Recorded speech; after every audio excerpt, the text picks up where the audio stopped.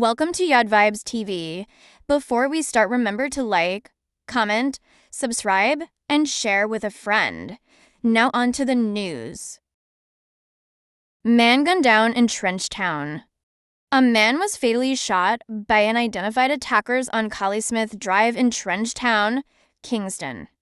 The victim's identity has not yet been determined. According to police reports, lawmen initially responded to reports of a motor vehicle accident in the area.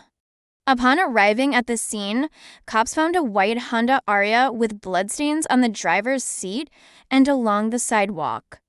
Witnesses informed the police that a man had been injured and transported to the hospital by residents.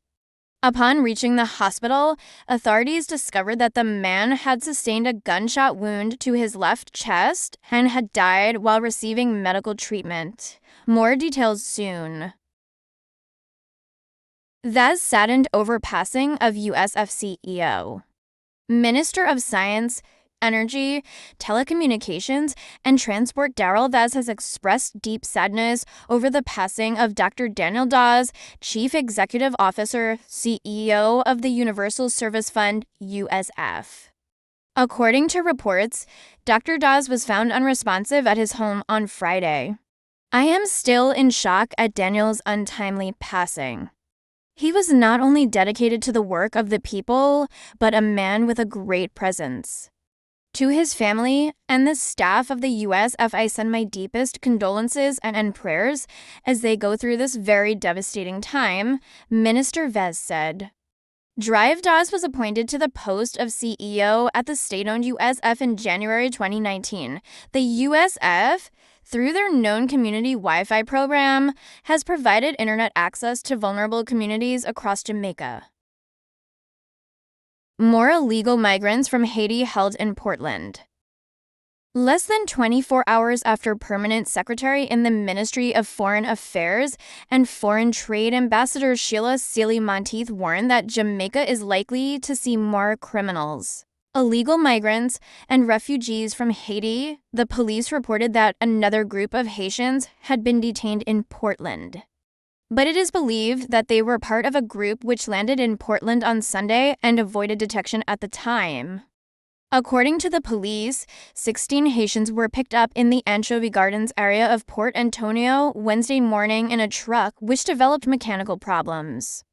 It is understood that the vehicle was taking the Haitians to Montego Bay, St. James, when it stalled and residents in the area went to the driver's assistance.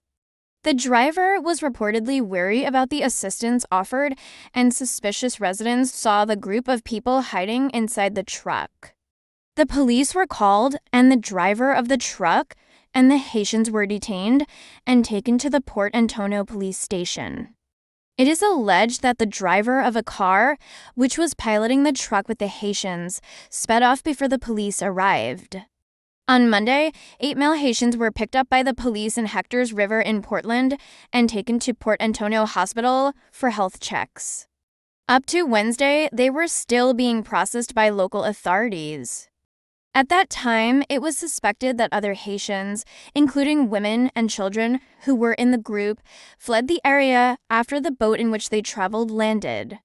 On Tuesday, Sheila Monteith told Parliament's Internal and External Affairs Committee that increased infiltration by both documented and undocumented Haitian migrants, some of whom have ill intent or are involved in transnational organized crime, remains a challenge for Jamaica.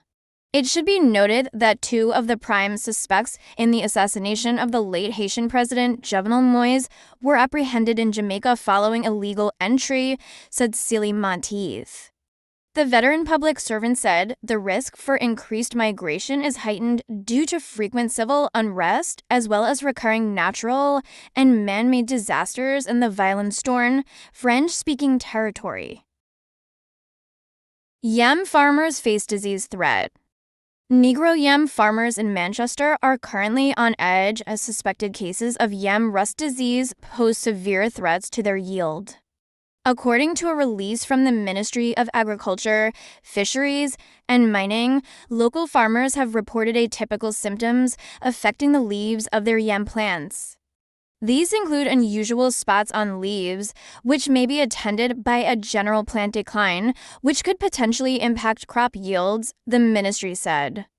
The ministry, through collaborative efforts with its agencies, the Plant Quarantine and Produce Inspection (PQ) PI branch and the Research and Development Division (RNDD), the Rural Agricultural Development Authority (RADA), and other key stakeholders, is currently conducting a thorough investigation to determine the nature and extent of these conditions.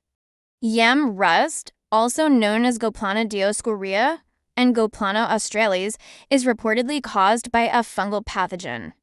Research has indicated that its symptoms include yellow spots or pustules on upper leaf surfaces. In January, St. Lucia's Ministry of Agriculture alerted farmers that the plant disease had been identified in several species of yam on that island. The ministry went on to advise that farmers refrain from relocating planting materials as a means of containing and controlling the spread of the disease. In the meantime, Linworth Fulton, president of the Jamaica Agricultural Society James, told the news team that the country's Negro yams have never been affected by this before. However, Fulton pointed out that the suspected fungus had previously affected other species of yams locally.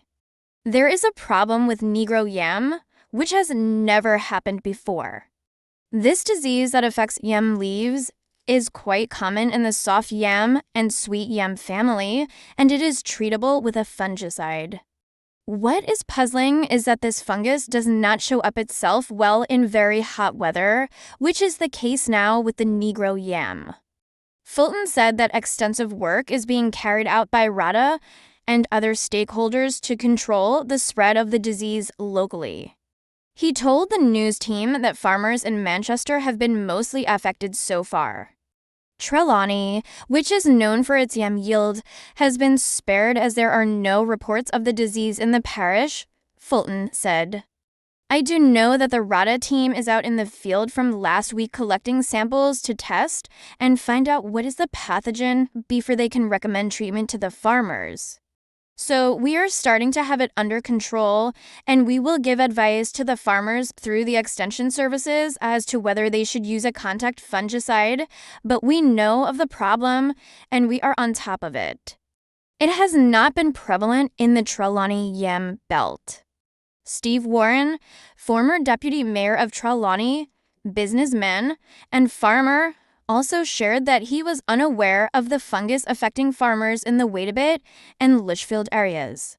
The Negro yam disease that we are hearing about, we don't have that problem here in this area. We have heard about it in different areas. We actually have more yellow yam than Negro yam in this area. In the meantime, over in Christiana, Manchester, yam farmer Calvin Campbell is worried that approximately 400 hills of his yams will become victim to the fungus. Campbell said that over the last 2 weeks, he has recognized a high level of abnormality in his yam leaves.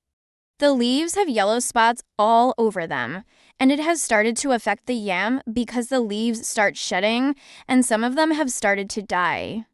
It is even affecting young yams that are far from being ready for reaping, yams that have just started to bear. I have over 400 hills of yam, and about 40% of them have been affected so far because they are planted in different sections to be reaped at different times, Campbell explained.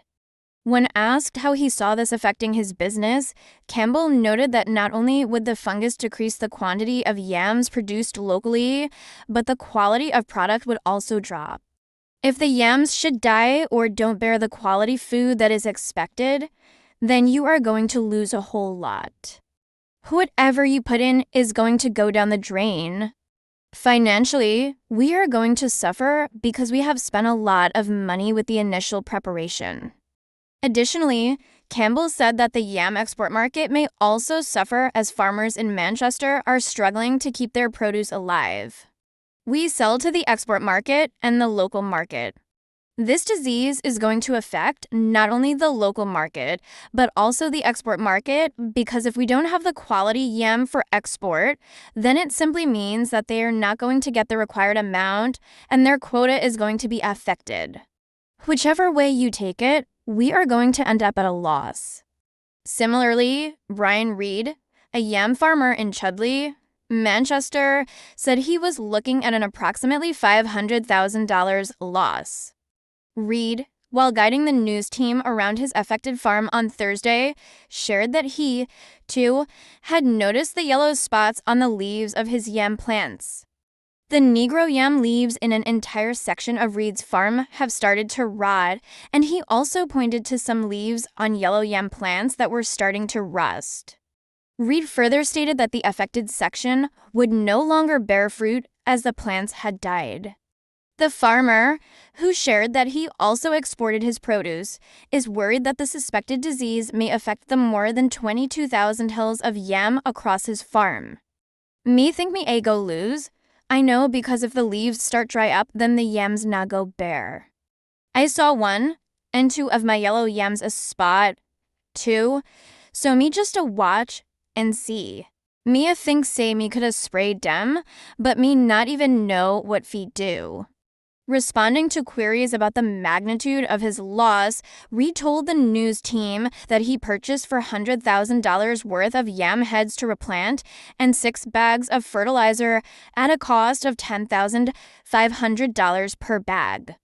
At the same time, another yam farmer, Clifford Gale, bemoaned that the parish's Negro yam yield was diminishing as his efforts to replace his affected field had been unsuccessful.